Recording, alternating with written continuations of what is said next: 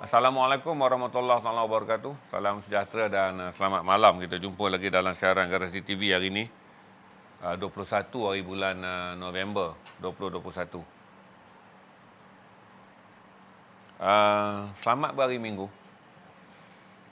Untuk peminat-peminat City berdebar, lagi 55 minit City akan turun beraksi bertemu Everton. Orang macam saya, Liverpool ni sangat berharaplah City drop mata malam ni. Lakukanlah sesuatu Everton. Sekurang-kurangnya mengekalkan keputusan seri sudah memadai. Tapi lebih baik kalau dapat mengalahkan City. Untuk peminat-peminat Manchester United, anda boleh bergembira setelah kalah semalam kerana manajernya telah pun ditunjuk jalan keluar. Jadi Ole Gunnar Solskjaer telah pun ditunjukkan jalan keluar. Jadi kita tunggulah siapa yang akan datang untuk menyelamatkan Manchester United. Sama ada pengurusan United berjaya memikat Zinedine Zidane untuk datang ataupun mendapat kontrak daripada Brendan Rodgers, Leicester City untuk beraksi memikul tanggungjawab untuk menghabiskan baki 26 lagi perlawanan bagi pasukan Manchester United. Saya fikir adalah keputusan yang paling tepat untuk sama ada saya tak fikir pecat, saya fikir adalah pengunduran diri je. Kita pun nampak semalam apabila tepukan dan juga lambaian yang diberikan oleh Solskjaer kepada para penyokong telah menggambarkan dia tahu bahawa dengan kekalahan 4-1 kepada Watford semalam adalah cagaran terakhir sebelum beliau berundur. Untuk peminat-peminat The Reds, tahniah kerana kemenangan 4-0 sekarang, memulihkan keyakinan setelah ditewaskan oleh West Ham 3-2. Dan kebetulan pula West Ham semalam mencicirkan 3 mata dengan Wolverhampton. Nak sebut serigala ni cukup payah. Jadi pelawanan-pelawanan yang lain kita masih mengharap pasukan harapan kita yang selalu berada dalam the Big Six, Tottenham Hotspur, memungut mata penuh malam ni. Sama ada Spurs boleh kembali bernafas atau akhirnya juga akan tenggelam. Kita tunggu je kerana Spurs memerlukan magic malam ni untuk mencapai 3 mata bagi sekurang-kurangnya berada dalam senarai 10 teratas. Pertama adalah vaksinisasi ataupun vaksin.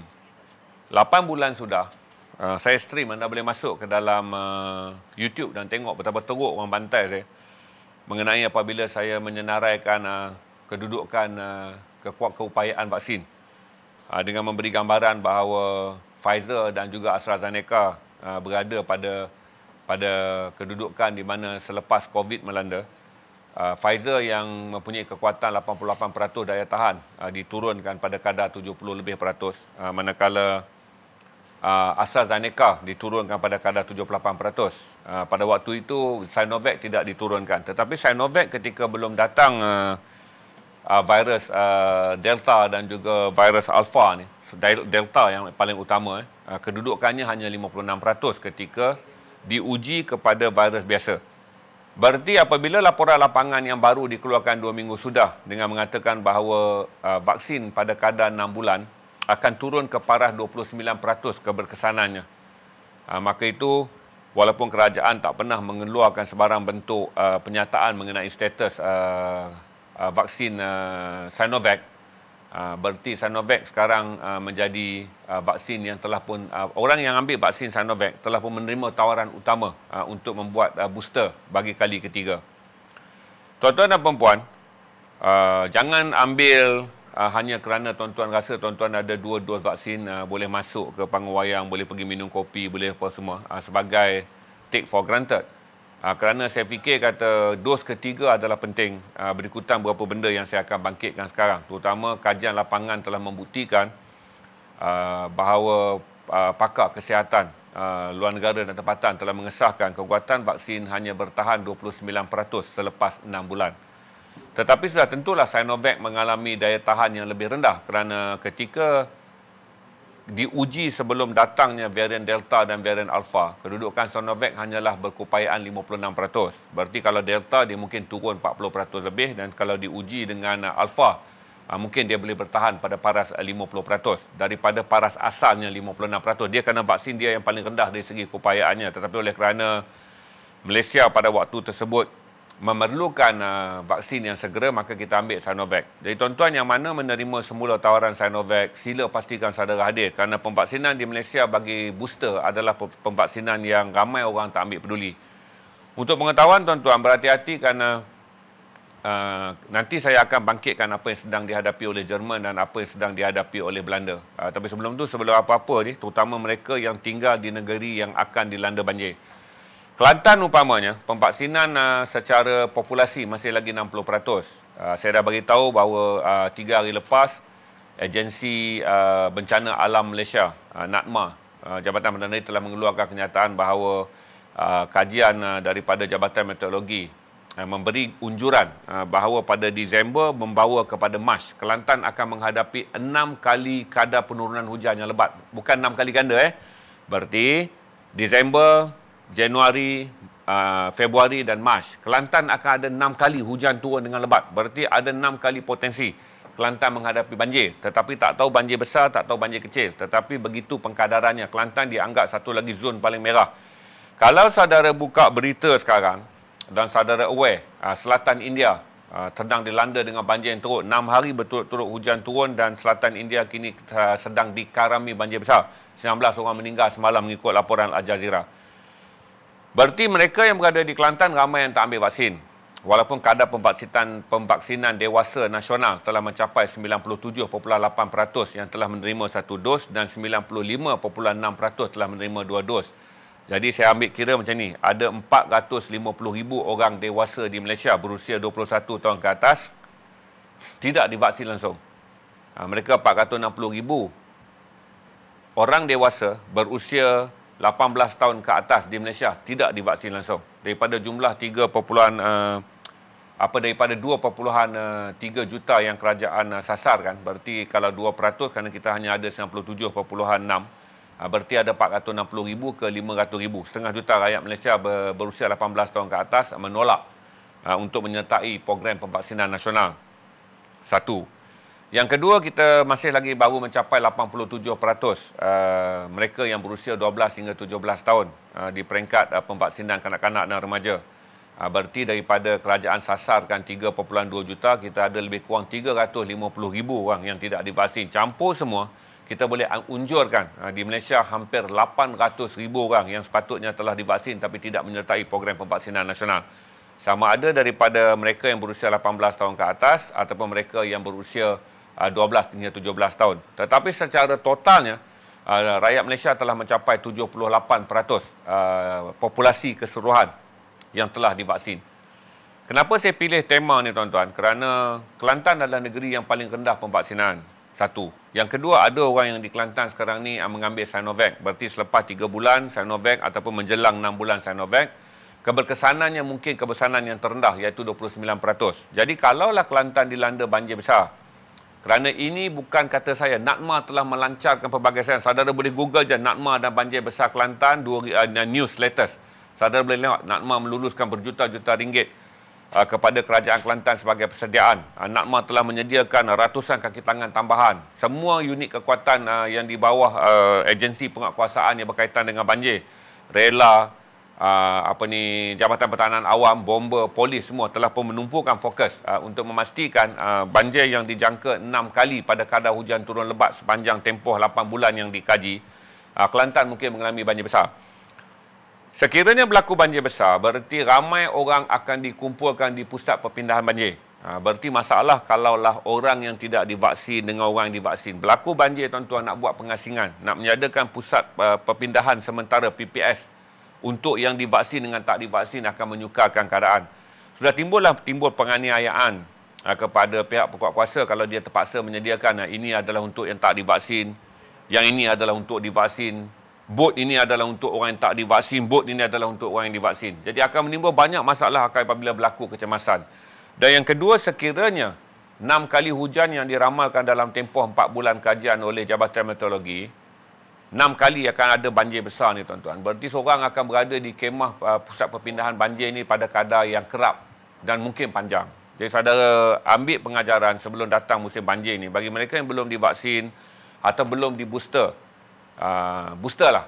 Sama untuk peringkat serta pengetahuan saudara, bagi mereka yang ditawarkan booster wajib pertama yang membabitkan barisan depan, saya rasa tak ada masalah. Semua 500,000 lebih setengah juta tu akan pergi kerana mereka terikat pada tugas profesional.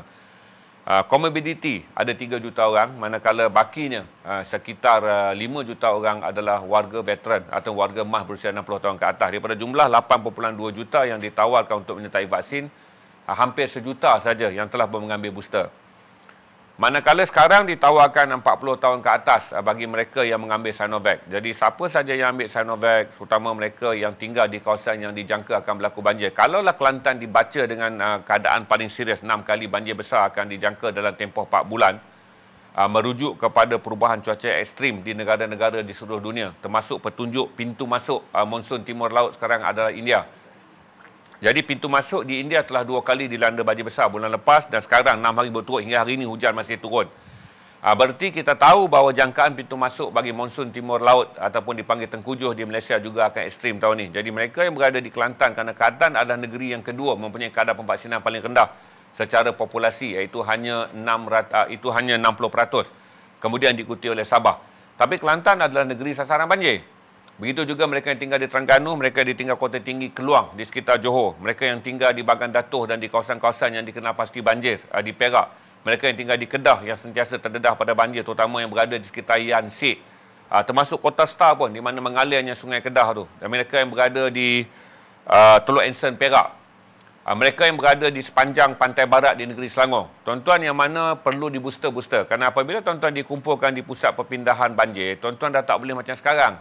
Maksudnya, tuan-tuan boleh jaga penjarakan, tuan-tuan boleh pilih untuk tak pergi ke tempat orang ramai. Tetapi apabila berlaku PPS, kita faham pusat perpindahan sementara untuk masa banjir tak boleh disediakan dalam kualiti yang tinggi. Dan kita tak boleh jangka satu-satu kawasan berapa banyak orang akan berhimpun.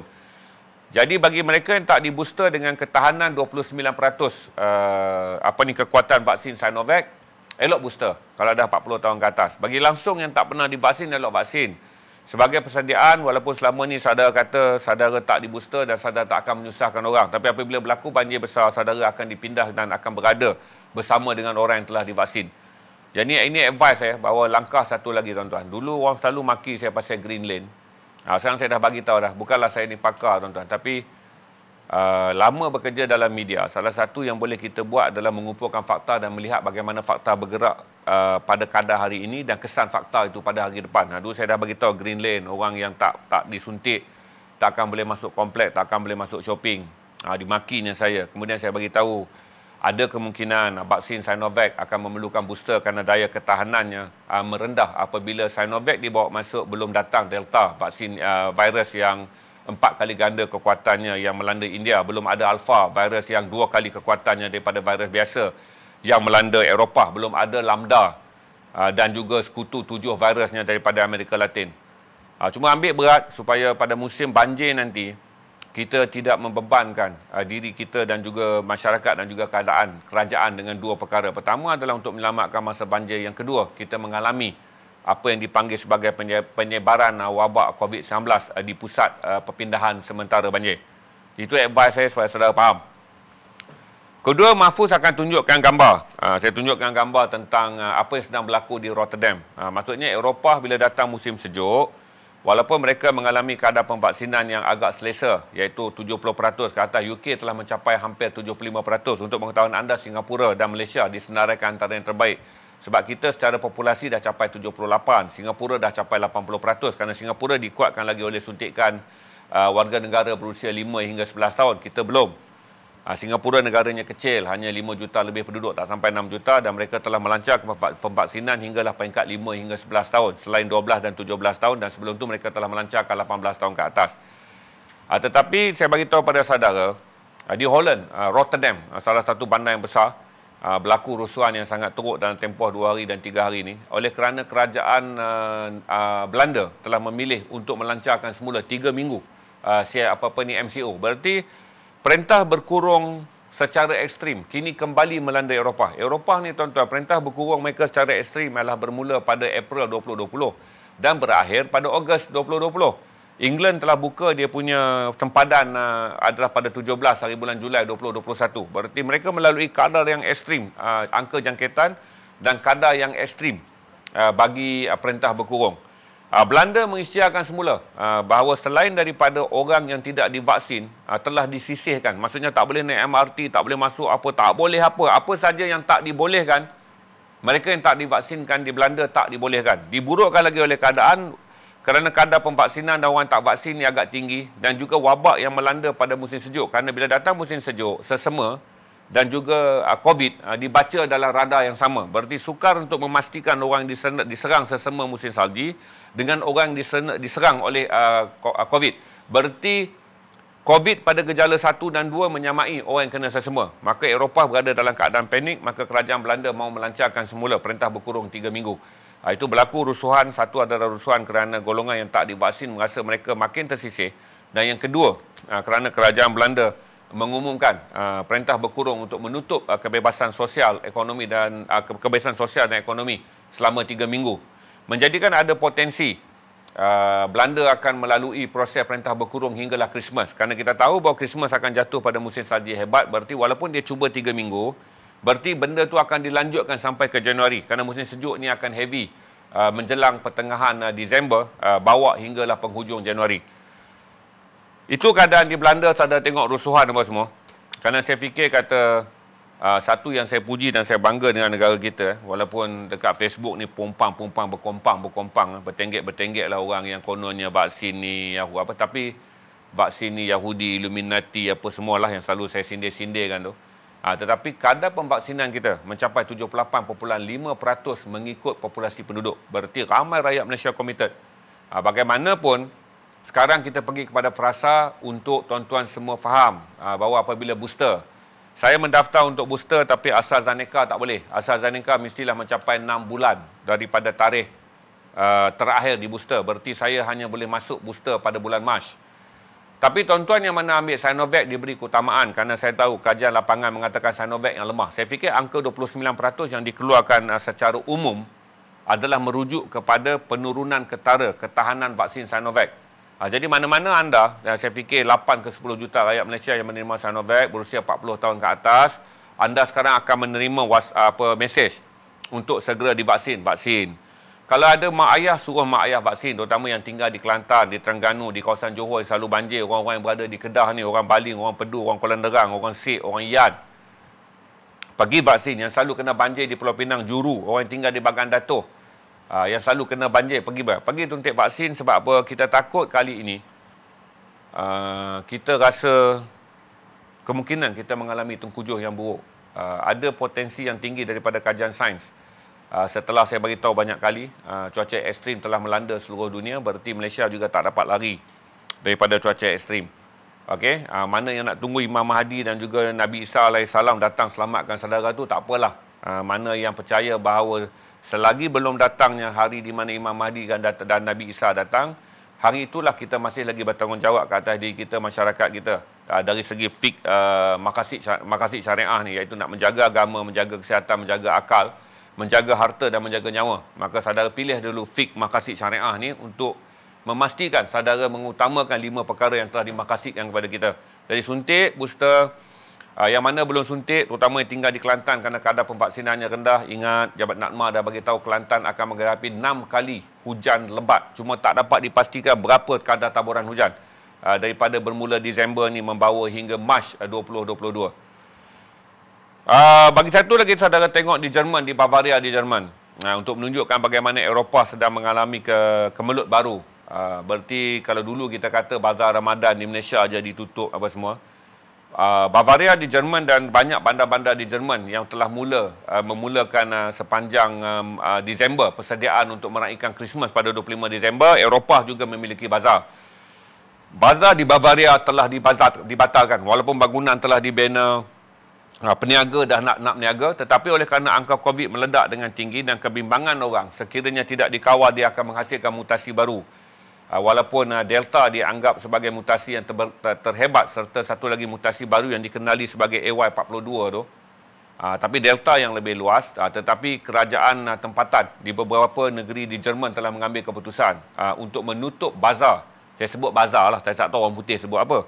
Tetapi dipanggil sebagai jualan Christmas. Semua tempat yang telah pun dibuka seperti bazar Ramadan tu untuk bazar Christmas dibatalkan. Jadi di Jerman, di Bavaria, para peniaga terpaksa membuka kembali tapak kedai yang telah mereka bangunkan mengikutkan arahan bahawa tiada bazar dibenarkan dibuka bagi menyambut Christmas tahun ini walaupun telah ada 2 vaksin, walaupun ada apa, kerana kebimbangan merebaknya wabak ini serentak dengan musim sejuk, serentak dengan sesama dan serentak dengan varian baru. Jadi mereka bimbang sekiranya varian baru datang, dan ketika dunia sedang melihat keberkesanan selepas 6 bulan vaksin dilancarkan pada Februari dulu. Jadi dunia sedang melihat apa yang sedang berlaku sekarang. Apakah vaksin masih bertahan selepas 6 bulan? Mapan dan juga ampuh ataupun vaksin makin meredup. Jadi bukan kita saja yang diuji dengan pelbagai persediaan, di seluruh dunia sedang diuji. Itu saja yang saya share dengan saudara. Bagi saudara yang bertanya, alah kalau dah vaksin pun masih kena, kalau dah vaksin masih kena, saya nak jawab pada saudara mudah je. 10 kali kita demam dalam hidup kita, kita terpaksa mengambil antibiotik sebanyak 10 kali. Okay? Tak ada istilah organik tentang perubatan di mana saudara boleh melakukannya sekali untuk seumur hidup. Saya beritahu juga pada saudara, walaupun saudara disuntik oleh vaksin anti penyakit TB di Malaysia, tetapi kalau saudara nak travel ke luar negara, saudara kena mengambil vaksin yang baru. Kerana TB yang berada di Asia Selatan, yang datang daripada India, Pakistan dan juga Bangladesh serta Sri Lanka, kalis. Berarti vaksin yang kita ambil untuk TB di Malaysia tidak menjamin jangkitan varian TB di negara-negara Asia Selatan bersesuaian untuk kita. Jadi berarti semua perkara yang ada di sekarang bukanlah boleh dibuat dengan snapshot yang mudah. Dah ambil kena lagi, dah ambil kena lagi, tuan-tuan. Berarti ikhtiar dan juga kemahuan kita untuk memastikan kesihatan kita berada dalam keadaan yang baik adalah satu usaha yang memerlukan ketekunan. Jadi bagi kumpulan-kumpulan pro-safe ataupun kumpulan-kumpulan yang sepele, yang memandang kata ini WHO, ini apa, terpulang. Tapi bagi mereka yang telah pun kita anggap majoriti, yang telah menyertai 29 dari panggil 97.8 juta golongan dewasa, dan juga 2.9 juta mereka yang berada dalam golongan remaja 12 hingga 17 tahun telah mengambil vaksin ini. Jadi bagi mereka yang mendapat untuk dos suntikan yang sekarang perlahan adalah dos suntikan booster. Jadi saya cadangkan terutama orang yang veteran, veteran yang dalam range awal tu, kerajaan dah jemput anda untuk booster-booster, terutama apabila anda adalah orang yang menerima Sinovac. Bagi mereka 40 tahun ke atas yang sekarang menerima ni, banyak mesej untuk pergi booster, kerana anda adalah Sinovac 40 tahun ke atas.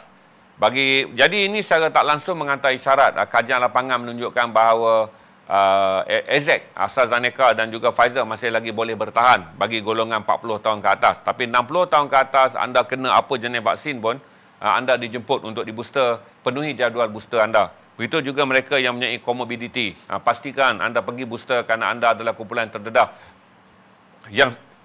yang sekiranya terkena jangkitan, anda akan merencatkan diri anda ke tahap 3, 4 dan 5. Itu saja. Saya harap brief saya jelas, ringkas dan cuba padat dalam tempoh 25 minit ni.